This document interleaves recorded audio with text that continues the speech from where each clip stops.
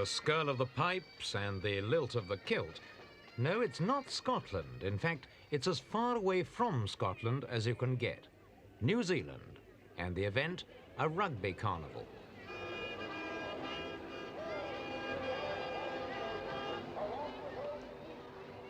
New Zealanders take their sport very seriously, and the town of Waikato, in the heart of the country's dairyland, has gone a little mad for the visit of the touring British Lions rugby team.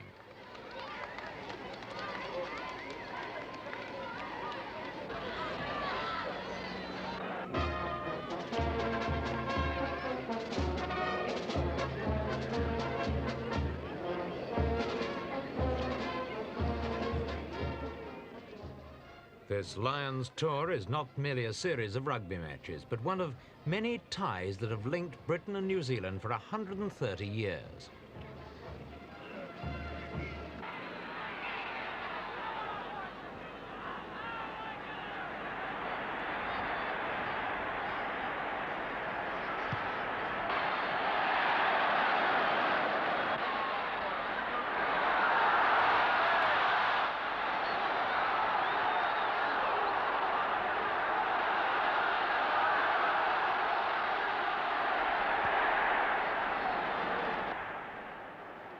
The average New Zealander is very keen about sport, and he's often been accused of paying more attention to rugby than to what's going on in the rest of the world. But today he's having to keep a close eye on events in Europe, which will have a direct effect on his future.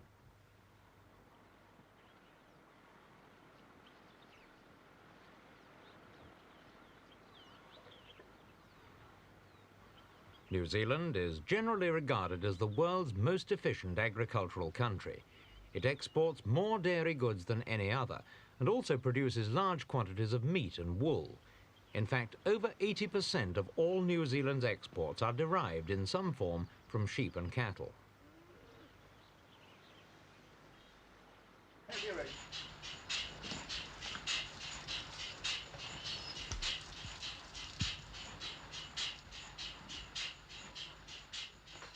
By far the biggest customer for New Zealand's exports is Great Britain, with whom it's always had very close economic links based on the preferential trading agreements that operate between members of the British Commonwealth. Nearly 40% of all New Zealand's exports go to Britain, and in the field of dairy products, the figure is over 80%.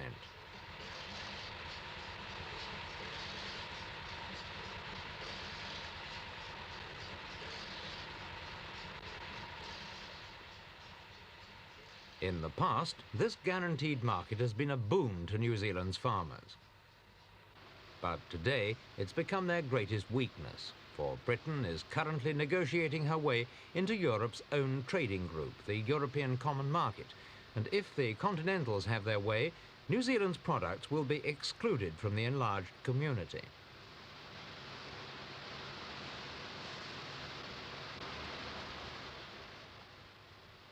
New Zealanders naturally view this prospect with dismay. They point out that many of their dairy products, such as butter, cost only half as much to make as the same products in the common market, and many farmers find it difficult to believe that an efficient industry like theirs may soon have no customers for its produce.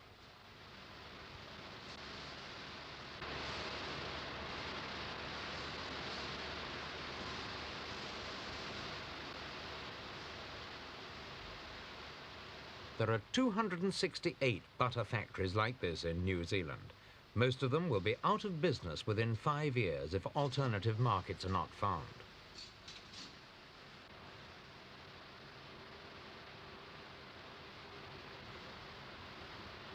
New Zealand's astonishing productivity has not been achieved by machines alone. An ideal climate produces thousands of acres of lush green pasture.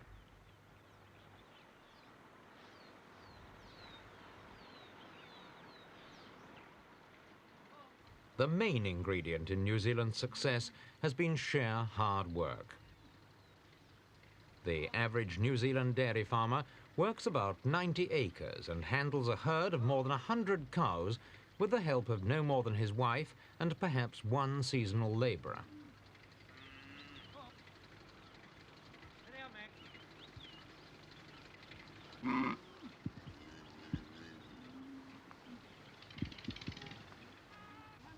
Only the cows have an easy life.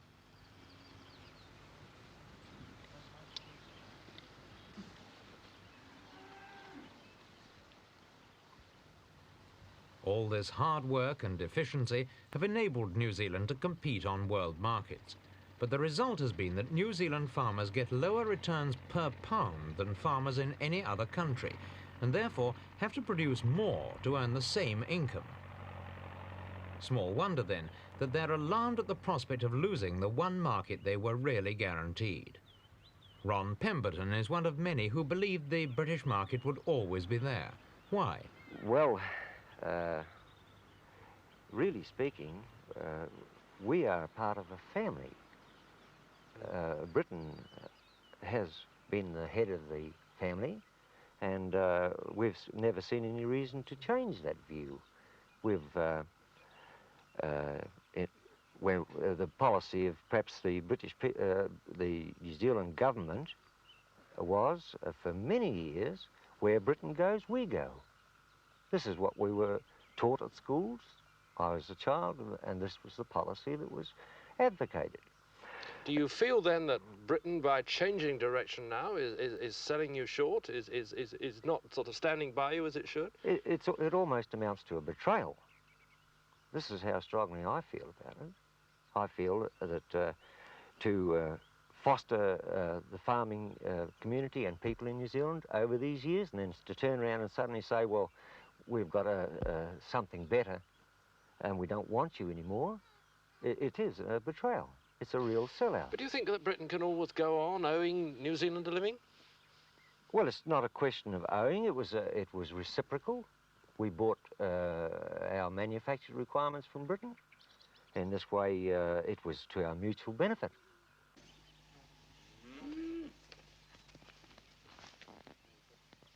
Many other farmers agree with Ron Pemberton. They insist that New Zealand deserves special treatment because it's given special service.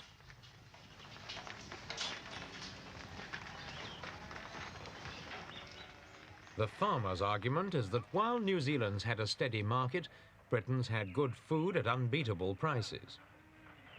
Colin Gorge is an experienced dairyman who's perfectly sure that the links between Britain and New Zealand are not purely sentimental. No. I would consider it economics. Traditional ties and traditional loyalties, I think, do play a part, but no, I would think that factually it would be an economic question. Yes, what does that mean to you? I mean, when you say it's an economic question, I mean, do you think that Britain can afford to do without New Zealand? Well, New Zealand couldn't afford to do without England, and to the extent that it's a two-way trade, I doubt whether England could just drop New Zealand on straight economics. You see, we believe we can produce butter cheaper than anywhere else in the world. We've been able to do this and produce it and get it to England and get it on the world markets without subsidisation to the New Zealand producer. Have you always sort of gone ahead and put money into this farm of yours and bought stock like this sort of in the belief that there would never be a change, that England would always be there and be ready to take what you produce? No. We've made tremendous strides in diversifying our markets. In fact, over the last 10 years, I believe that the increase in production has been absorbed in markets other than Britain. However, the bulk of our produce could find no ready market anywhere else in the world, and it would mean a complete change of farming patterns, for which we are neither geared nor climatically suited this time. Do you think in any way that some people say Britain owes New Zealand a living? No, I don't think so.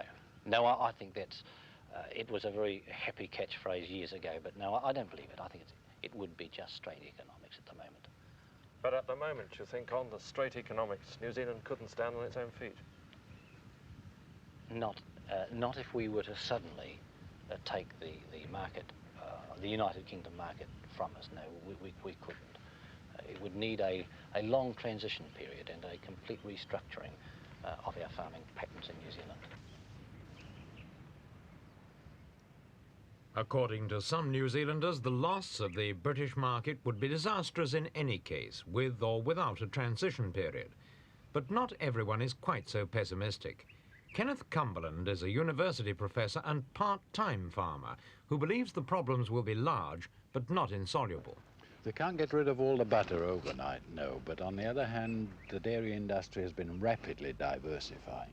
And in any case, there are possibilities of New Zealand farmers switching from dairy farming to alternative forms of livestock production, or even out of livestock production into cropping and market gardening and so on. And there are demands, unsatisfied demands in the world for such products. But is it in fact possible for New Zealand farmers to change like that? Because again, the New Zealand government says that it's practically impossible to do it. Yes, I think it is. With discriminating incentives, it could be done fairly quickly. Indeed, we've had some indications of this. The dairy industry for a couple of years has moved partially towards the production of dairy beef in place of butter fat. And this was no problem. Beef is, in fact, an obvious and very promising solution to at least some of New Zealand's problems. Whereas lamb can be sold in quantity only to Britain, beef is in increasing demand all round the world.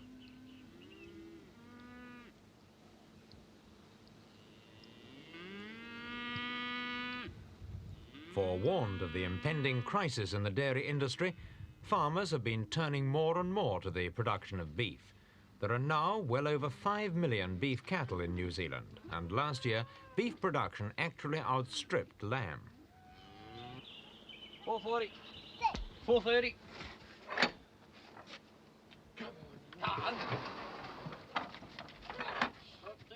Robin Mitchell used to be a conventional dairy farmer whose prosperity depended on New Zealand's trade with Britain. He's now producing beef for the American market, and he certainly doesn't share his colleagues' pessimism. I can't see why they should be pessimistic. People have to eat, don't they? The world population's increasing at a fairly rapid rate. Meat, plenty of protein. There'll be people always wanting meat. Well, in the foreseeable future, I appreciate that there are synthetic meats available, but I think it will be many years before they are a threat to our beef industry. No worries on your score at all? You think there's a good living for you in the next 10 or 20 years in New Zealand? Oh yes, I definitely do. $350 I sell it. It goes at $350. Optimism seems to be the exception rather than the rule. Most farmers claim they can't easily switch to beef because they've too much capital tied up in dairy machinery, and other forms of diversification are equally difficult. New Zealand is too hilly for maize, and timber takes too long to show a profit. The validity of these objections is crucial to New Zealand's case to Britain and the common market negotiators in Brussels. We asked New Zealand's Premier, Sir Keith Holyoake, if the picture had been painted blacker than it was in fact. It's in our interest to state the facts, and this is what we've done. I am aware of some criticism, but you're bound to get this in a democracy. We accept it. We've stated the facts, no more, no less. They're so easily ascertainable and checkable, and it would be nonsensical for us to paint a picture that did not coincide with the facts. These are checked by everybody here and overseas. Nobody, but nobody in Britain or in any member of the six of the common market have disputed our facts. Are you in fact asking Britain and Europe that nothing really as far as New Zealand goes should change, that you should be able to continue to send, as you do now, those exports to Britain, and that you will only accept in the future that you should be allowed to continue to sending 100% of those exports to Britain? This is exactly what we've asked. It's exactly what the British government have agreed is fair. It's the case they're putting forward. And we're quite satisfied with the case as being stated and argued by the British on our behalf. But what we are doing here, you know, is sacrificing the right to growth, a growth factor. We're a young, growing, developing, expanding country. And in the normal course of things, we would have shipped to Britain much greater quantities than at the present time. Indeed, in the sphere of butter, because of the mountain of butter in the common market in the last 3 years, we did give one of our very rare subsidies to farmers to induce them to go out of producing butter and produce more beef.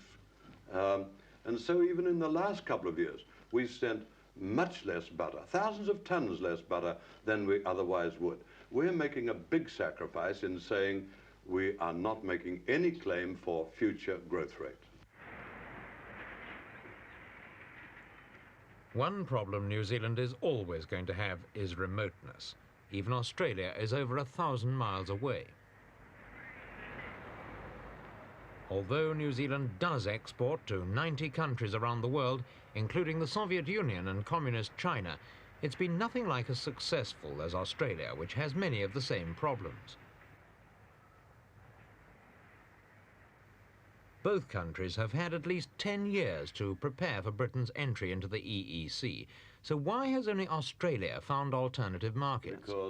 Because Australia is trading here in manufactured goods. We're trading in primary products. We haven't been just sitting around doing nothing in the last 10 years, and indeed in the last 25 years. You see, although we're only 3 million people, we are the biggest exporters of meat in the world, and we export more dairy products than any other country in the world. We're the keenest traders in these products. We're not just sitting around. Do you know, since World War II, our dependence on the British market, and we're tremendous traders per head of the population, perhaps the biggest in the world. 25 years ago, of our total exports, 84% went to Britain. Today it's only 36%. This will show you how we've been working at diversifying our markets around the world. And we're continuing to do this. And we're competent, and look, I don't hesitate to say, and wouldn't to my very good friends across the Tasman, that we are keener traders in this sphere, dairy products and meat, than Australia is.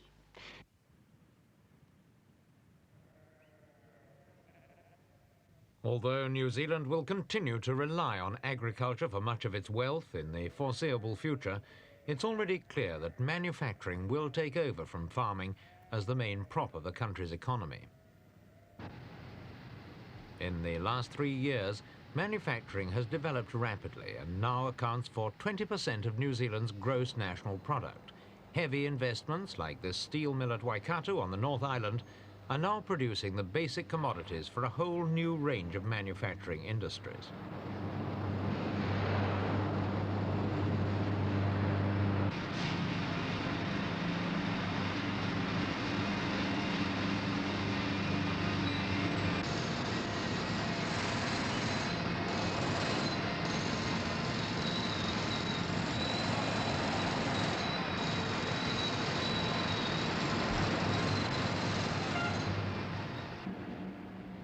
The mill was set up to extract iron from the black sand found on the North Island's west coast. Surveyors estimate that 700 million tons of iron can be recovered from the sand, and 20 million tons of it has already been earmarked for Japan.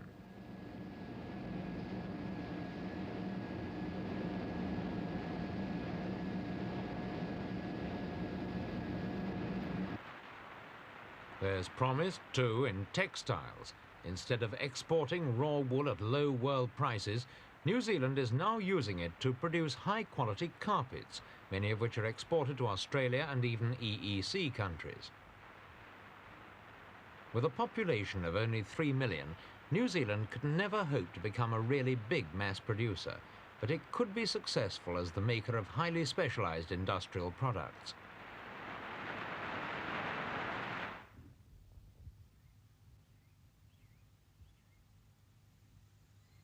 The prospect of increased industrialization is not welcomed by most New Zealanders, who don't want to see their island paradise disappear under acres of concrete and steel.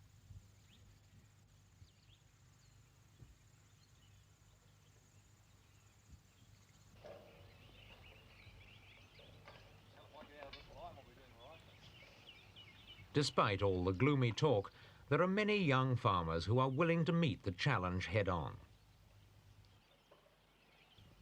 One of them is Kelso Rushton, who's currently engaged in building the biggest and most advanced cowshed in New Zealand. It's a joint venture with 5 other farmers, and when finished, it will be able to milk between 600 and 800 cows an hour. We asked him how he saw the future of New Zealand food production over the next 10 years in the light of common market policy. We hear here about the average herd size being about 9 cows in France, and yet one of the farmers participating in this scheme is going to milk 300 cows on his own. Yeah.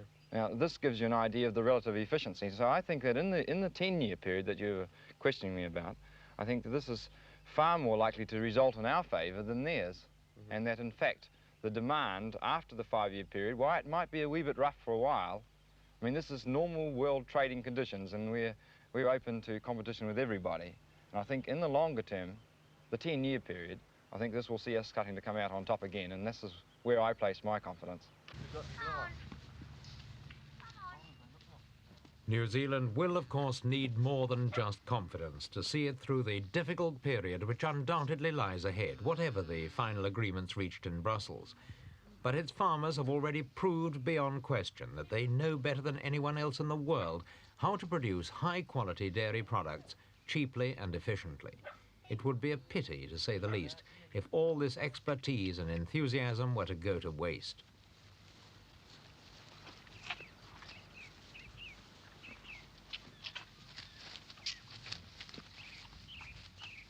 Hungry. The New Zealanders' one consolation is that the affair will act as an incentive to even greater efficiency. If the calculations of people like Kelso Rushton are correct, New Zealand may well end up winning after all.